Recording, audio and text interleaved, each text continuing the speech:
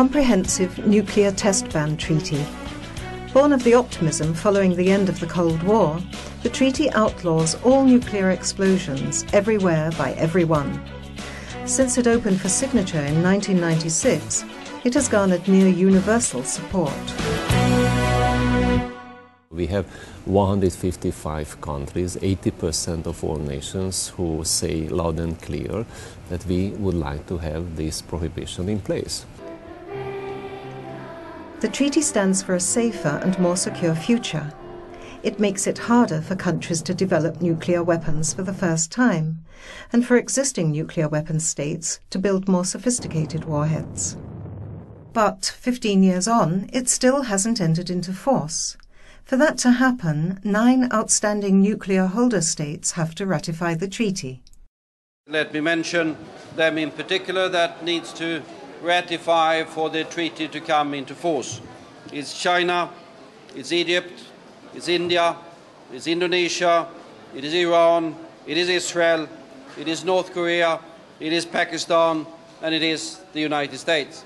The uncomfortable truth about nuclear weapons is that they continue to represent a fundamental threat to the family of nations, to the human family. 9 ratifications away from entry into force.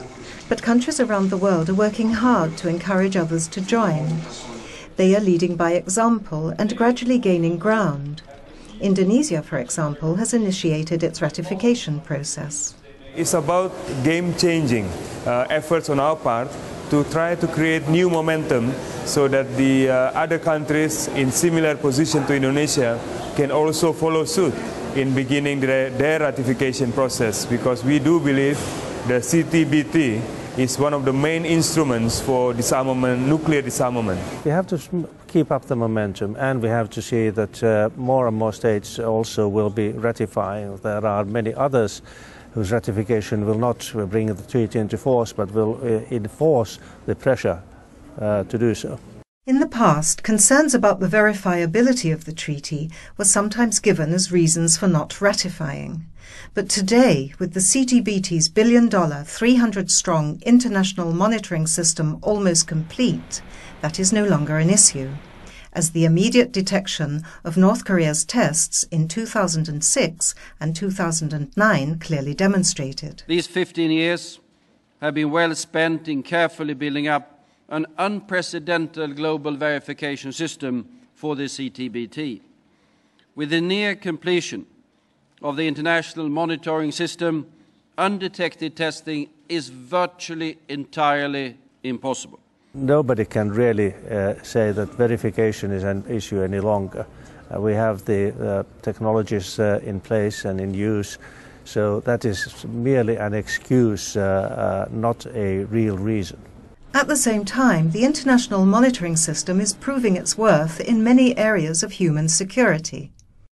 We have seen with the Fukushima disaster in March this year that the monitoring system has really provided countries throughout the globe, with the timely warnings what was going on. For the future, the treaty and its verification system remain the focus of the highest level political effort and debate.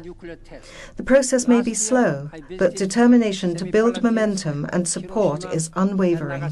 We call upon all the countries, especially the nuclear weapon states, to rectify the CTBT in order to make it universal treaty.